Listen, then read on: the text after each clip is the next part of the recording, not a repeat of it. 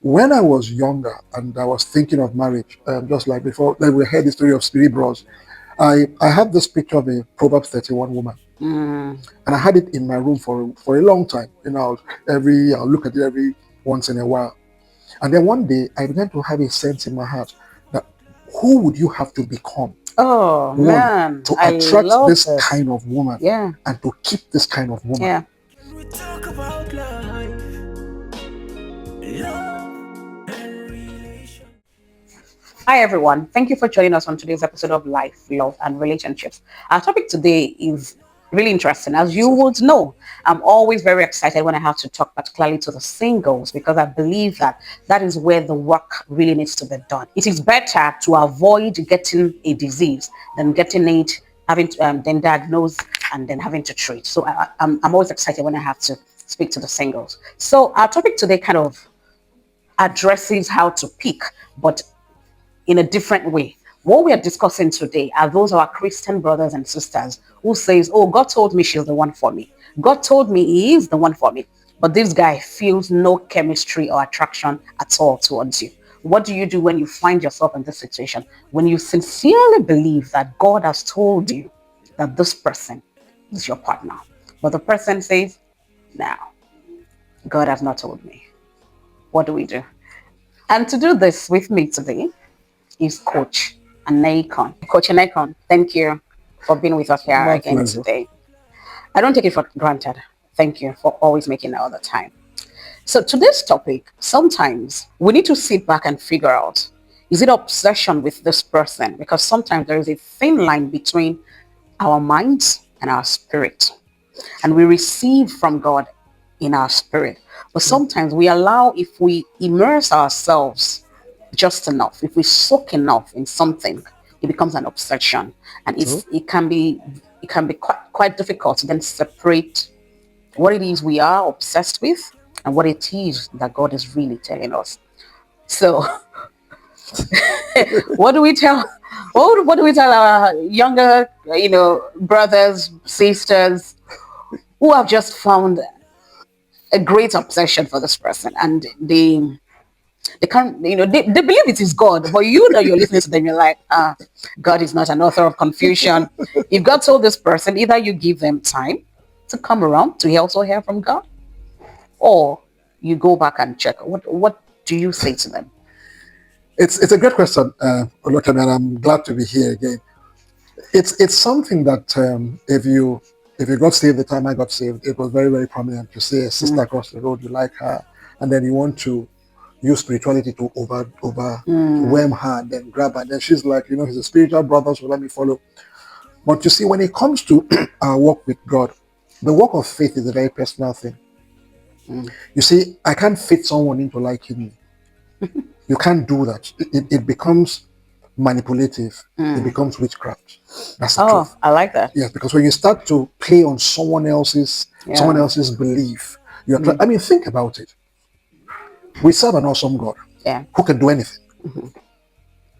But the single thing he won't do when it comes to human is that he won't take their choice from them. Oh dear. He won't take their opportunity to choose from them. And even choosing him. Because the truth is this: even if you want to marry A or B or C, if you check in with him, he will guide you. It says a man's heart devises his ways, but God directs his steps. So a lot of times you're checking in with him. If you're in tune with him, you're not trying to get, so just understand. So even if it's just you, maybe I Mm-hmm. want something, you want a car, for example, you want a job, for example, Mm-hmm. you can trust God for it, but you still, so while you're doing the search and the checking in, you're still Yeah. trusting him to guide your steps. That's Yeah. critical. But when it comes to another human being, if you try to infringe on someone's will, it's Yeah. it's it's manipulation. Thank So you you. need to understand that first of all. So you go, even if God tells you that's your who you're going to marry, Mm. and you're checking in with her, you're just talking with her, you're not going to, if you go tell her that you're supposed to, then you can either drive her away, because if Yeah. she's not seeing that, then it's problem. So if you think it's God, you trust him, then you let God tell her. So you say, Yeah. God, I've heard, but tell her, Thank because I you. cannot infringe on her will. Once you come from that perspective, I think we'll put a check to a lot of this thing. But when you don't, then Yeah. something else enters it. Yes, thank you. So divine revelation versus personal desire. You've said that even when you believe that, God is speaking to you, there's a practical step to also take. That's right. I mean, I can be traditional. I think the world is fast evolving from this, but I believe that the man should chase because the Bible says that he that finds a wife. True. All right. So even when you received the divine revelation, and then fortunately for you, you now desire this person as well, it becomes easier to chase, to want to convince her that you want her, you love her, you want the best for her, you think you can walk through life together. So what I'm hearing you say is that there is work to be done, True. regardless of the divine revelation. What are some of these works?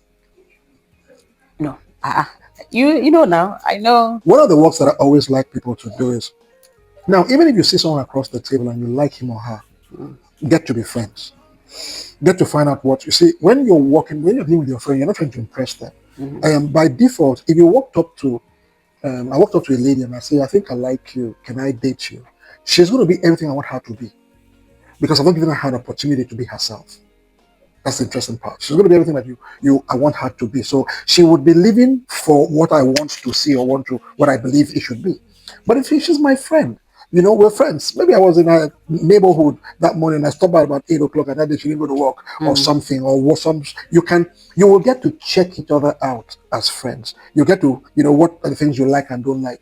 You're talking to a lady who is she's when I say high class, don't take this out of context.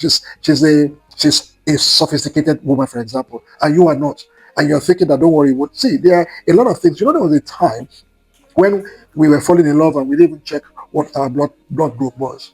So you will see people who had tendency to have default in children just by that. That's as much as we knew. We felt that love was enough to cover everything. But you see, there's also common sense with it as well. So yes, I like you, but what are your likes?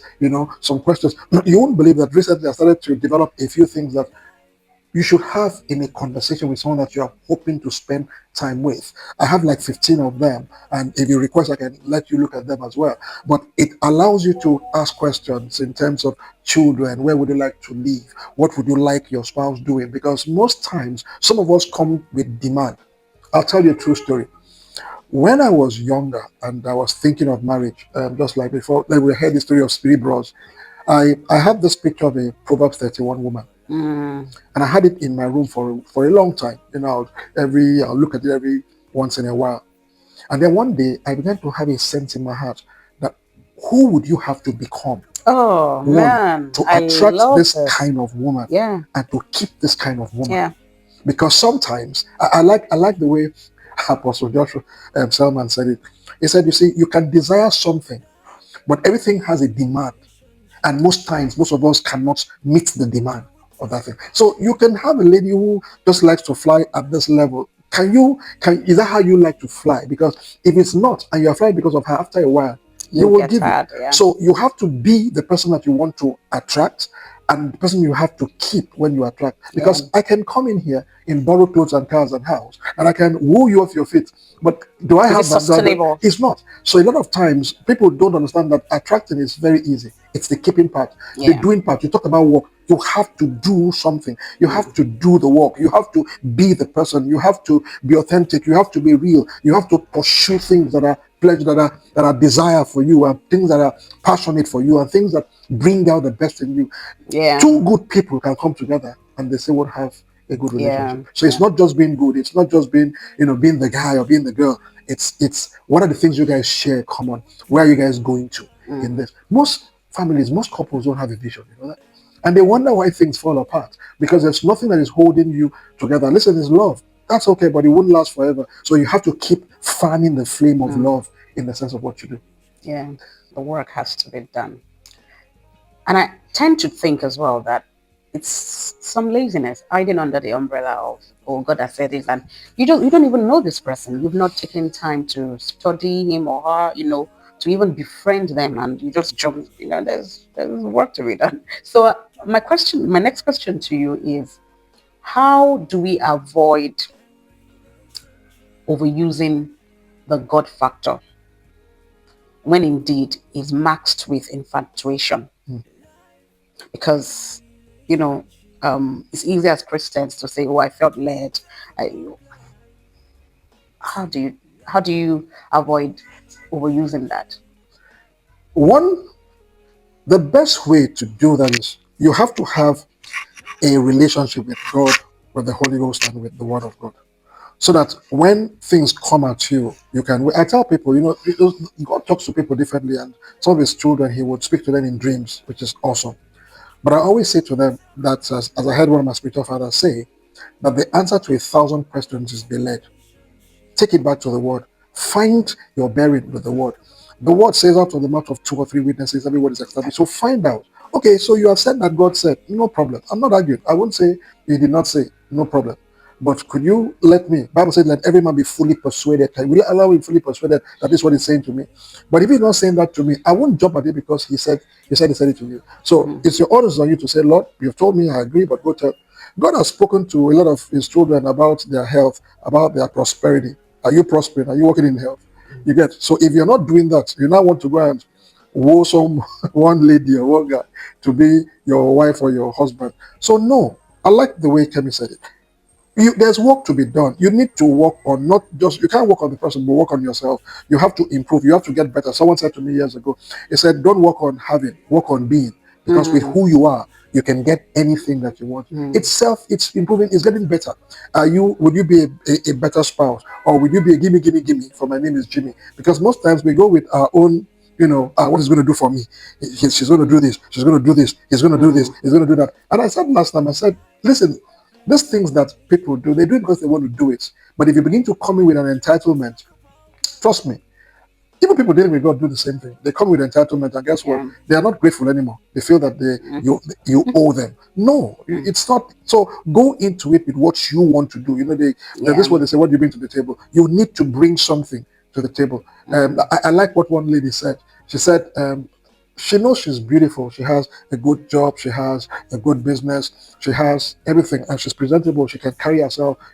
But do I bring him peace? So if a woman's goal is to bring a man peace, that man will go through thick and thin to keep that kind of a woman and have it around. Because peace is one thing that listen, when we start to get disturbed as people, we take it on the closest people around us, and if we're married, it's our Oh spouse. God. Oh God. A Coach lot of Aneko time. has dropped and this is so powerful in that the people that do it tend to complain that it's the other spouse that is not given the peace. Peace is within you.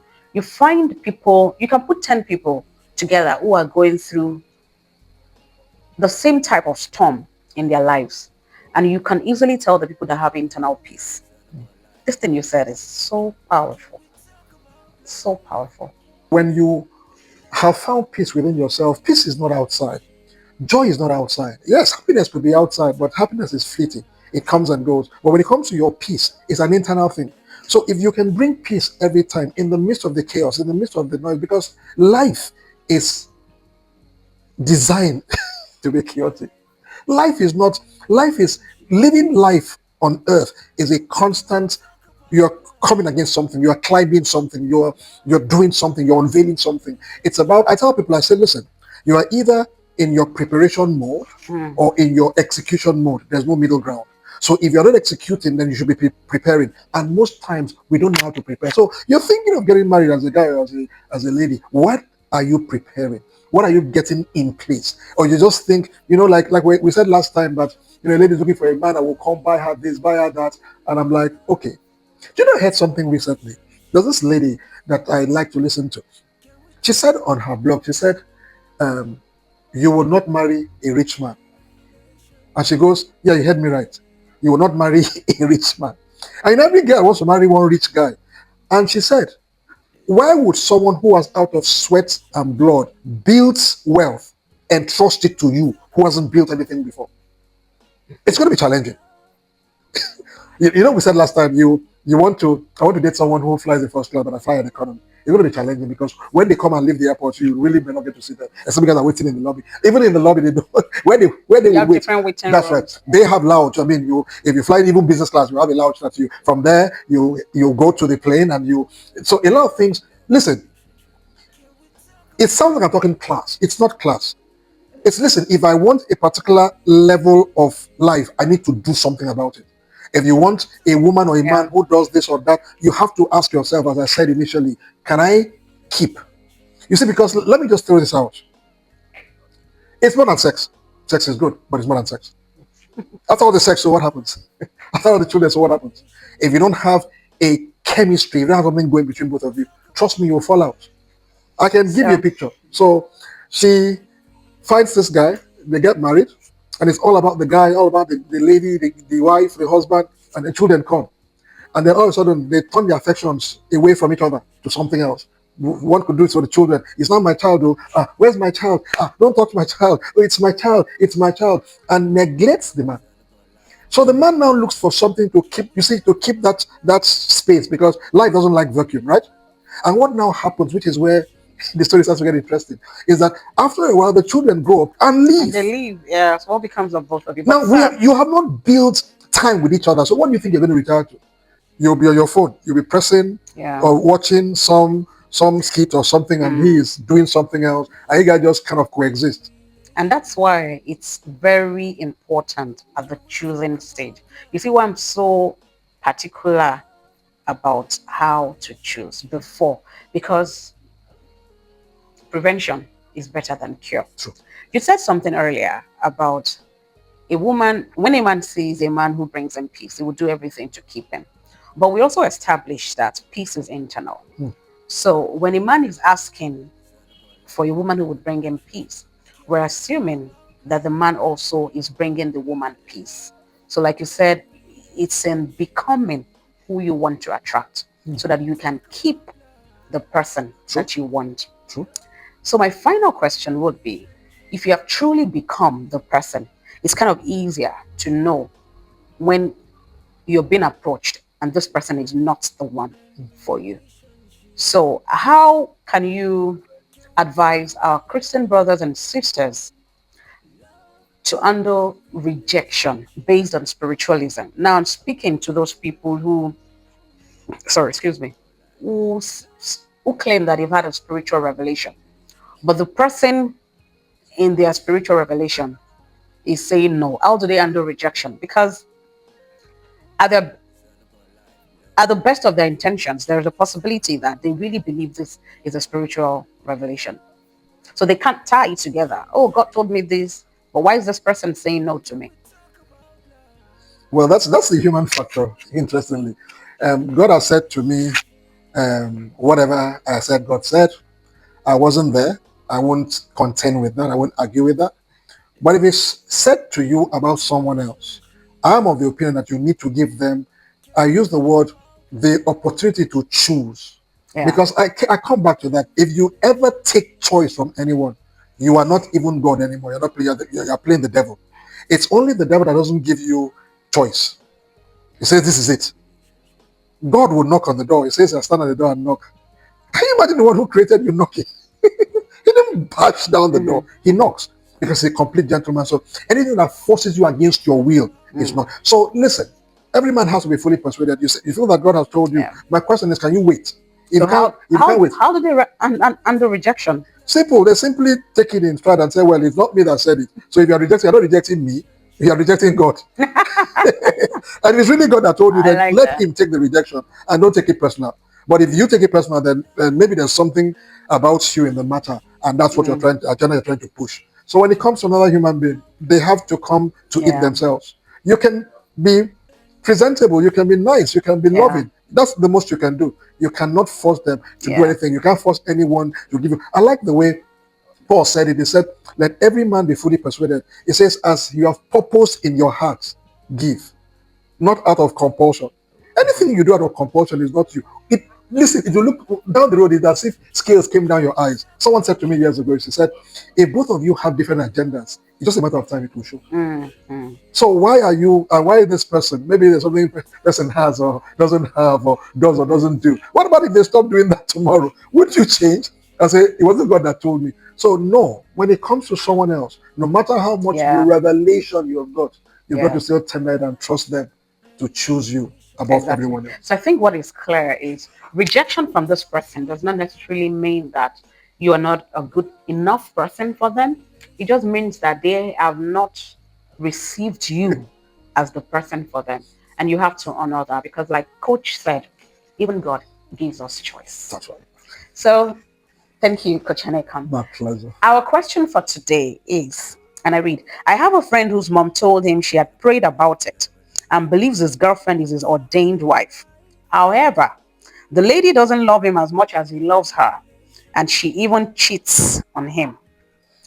What should my friend do in this situation? I'm assuming that these people are not married. Okay. So I was just telling Tolulope that we should even take the topic. I know we've dealt with it, cheating and forgiveness, but we should also try to look at it for those who are, from the point of view of those who are still single. But yeah, um, what should my friend do in this situation that, his mom has told him, she had Mm. prayed about it and Mm. believes, is his mom, clearly, is his mom that is believing for him in this situation. It's interesting because as good as that sounds, mom is believing for you. It's all good. I don't. The question is, are you believing for yourself? That's the question. Because if you're not, mom's faith can't carry you. We talked about the fact that when I try to pin my faith on someone else to change Mm-hmm. their opinion, to change their will, Mm-hmm. then I move out of the realm of God because God doesn't do that. So yes, it's good that mom is believing that this is the woman for the man, but the guy believes because whether you like it or not, he's the one that will spend his life with her. So he will not always run and say, I don't blame you. And it takes me back to the Garden of Eden. Remember what happened when um, serpent came, tempted the woman, got the man, and the boat fell. When God came to Adam, remember what Adam said? The woman that you It's the gave me, woman you gave me. Yeah. because He human didn't beings he don't didn't like choose. that right. So he didn't choose. And he would not submit his choice that God knew better for him. So I'm sure that father just led and said, okay, he that finds a wife finds a good thing and obtains favor of the Lord. So fine, do the finding because you're the one that will stay with her. If you like, choose a troublesome woman. If you Exactly. like, choose a man that will beat you. You're the one that would live with him. Yeah. I will just grace you, but I will grace whatever you bring to me. So it's mommy that is believing. Let's understand that. We don't hear the guy believing. We hear the guy doing what he wants to do.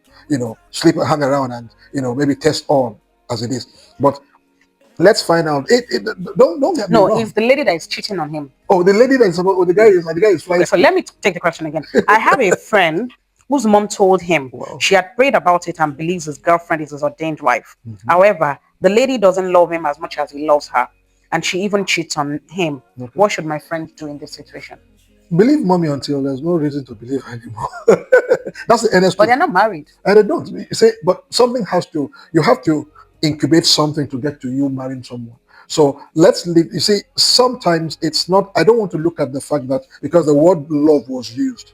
And you see, when love is used, love has different variations. When you say, I don't love you as you love me, that would mean different things for different people. If he had said, I don't like him, I don't like her, I would have understood. But I don't love him, that he doesn't love she doesn't love Love him as much as she no he doesn't no she doesn't love him as much as he he loves loves her. her, Yeah. and that's why she's doing what she's doing. So if the guy is convinced, then I would say no problem, don't kick it out because mommy said it, but try and have a believing of your own. Try and see and decide for yourself, is this who I want to stay with? Is this, Yeah. will I would be able to live with this woman? And I say Yes. this, if she doesn't change, will I be able to live with it? And if I say yes, then no problem. Some folks have been in very funny situations and they have lived through it and it doesn't bother them. You understand? Some people it would bother them from here to there. So understand how your make is. But one thing I want to say is this. There are four things I always ask people to get it clear on. One, who are you? Two, how are you wired? Three, what are your passions? What are you passionate about? Four, what's your assignment? What problem do you solve? Were you created to solve? When you understand this, it's easy to flow with anyone that comes around, because when you don't know who you are, as you said some time ago, you don't know how you're wired, you don't know what it is that is passion for you, you don't know what problem you have been created to solve, how will you help anyone?